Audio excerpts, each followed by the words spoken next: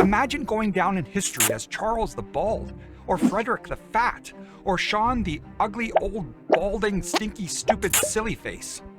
Ouch. It's so personal. History is full of these colorful nicknames, bynames, monikers, like Vlad the Impaler, or Aethelred the Unready, or Ivan the Terrible. These are technically called epithets. The word epithet comes from the Greek epitheton, meaning to place upon. Originally, epithets were neutral or even complimentary, a way to honor someone, like the title Catherine the Great or Richard the Lionheart. But over time, things took a turn, and epithets became a bit meaner, a bit more derogatory, but also sometimes quite funny. Take Charles the Bald, for example, aka Charles II, the grandson of Charlemagne. He was the king of West Francia, or Francia, also the king of Italy, as well as the emperor of the Carolingian Empire. The truth is, he wasn't actually bald. He had hair. It was just receding a little bit. Like mine. They call me the Bald? What the? But historically, he was stuck with the name Baldy. Stick around as we explore some of the funniest and brutal nicknames for famous people throughout history, so you can be wise to the words, wise to these epithets. What would your epithet be? Write it below so everyone can vote on what's the funniest and most brutal. My epithet is that I did not like all the mispronunciations and the typos. Whatever.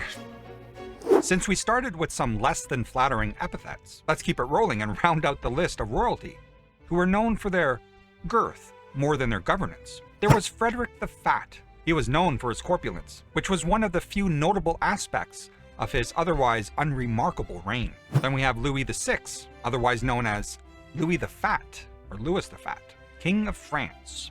Then there was Hugh the Fat, the Duke of Burgundy.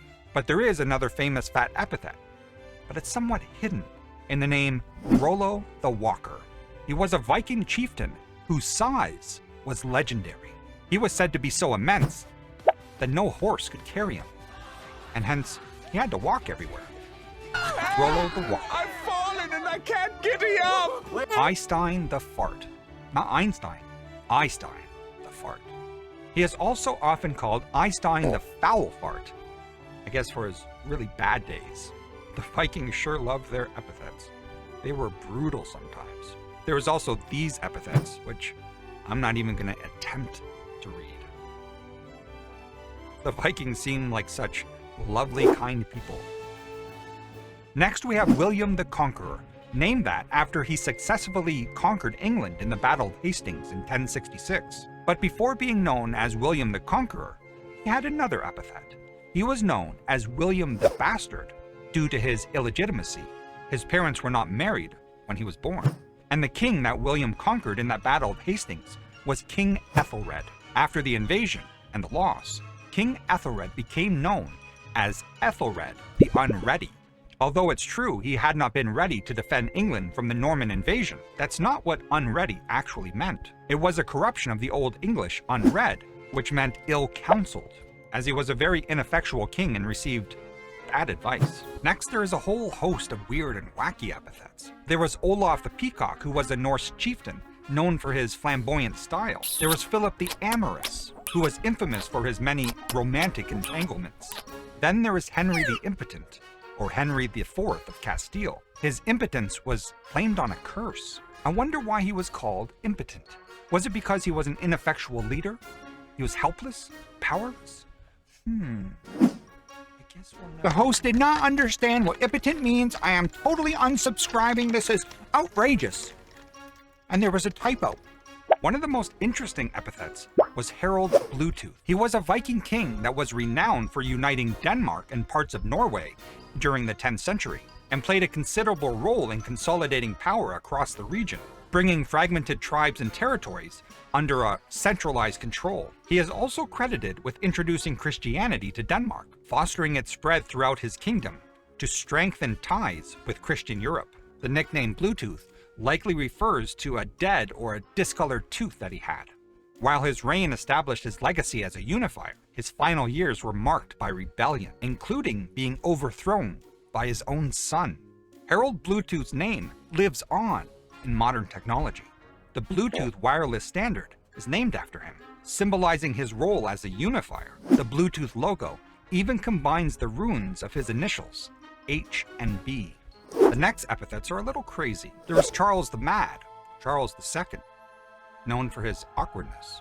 Then Sigurd Snake in the Eye, King of Spain, known for his unique eye marking. Then there's Juana la Loca, or Joan the Mad, Queen of Castile, who went insane after her husband Philip the Handsome died in 1506. Louis the Stubborn, or Louis X, King of France. Louis the Stammerer, Louis the Do-Nothing, also known as Louis III, King of Provence. Then there was Ferdinand the Felonious, a Spanish king accused of treachery. One of my favorites is Stephen the Posthumous, a Hungarian king born after his father's death. Then there is Pepin the Short, who was the father of Charlemagne. Actually, Charlemagne itself is a kind of epithet, a compact epithet. Charlemagne is Charles Magnus, or Charles the Great. There's actually quite a few of the greats and the goods and the piouses and the wise and the holies. Here's a few of them. Like Alfred the Great, King of England, who fought off a lot of Viking invasions. Catherine the Great, Empress of Russia. There is Ashoka the Great, who was an Indian emperor. There is Canute the Great, who was King of England and also became the King of Denmark. And of course, Constantine the Great, the first Roman emperor to embrace Christianity. We have Louis the Pious, a devout Holy Roman emperor. And then the English King Edward the Confessor, known for his piety and holiness. Then we have Wenceslas the Good, or the Good King Wenceslas, the 10th century king of Bohemia, or modern Czech Republic. And finally, there's the violent or military epithets. One of the most famous, Richard the Lionheart, the King of England, I mentioned way at the beginning. He got this epithet from being a great military leader and warrior. There was the Byzantine Emperor, Basil the Bulgar Slayer, which was earned in battle. There was Edward the Black Prince. He was the eldest son and heir apparent of King Edward III of England. His name came from the suit of black armor that he customarily wore. He's not black. He's not black. I lied about that. He is not black, and I apologize. There was Eric Bloodaxe, a Norse king with a penchant for violence. And two of the most famous and violent epithets that I'll cover. Ivan the Terrible, the fearsome Tsar of Russia, and Vlad the Impaler, the ruthless ruler that inspired the Dracula legends. Now that you have learned what you have learned, it would be well for you to return to your own country. I prefer to remain, to ensure they are wise to the words.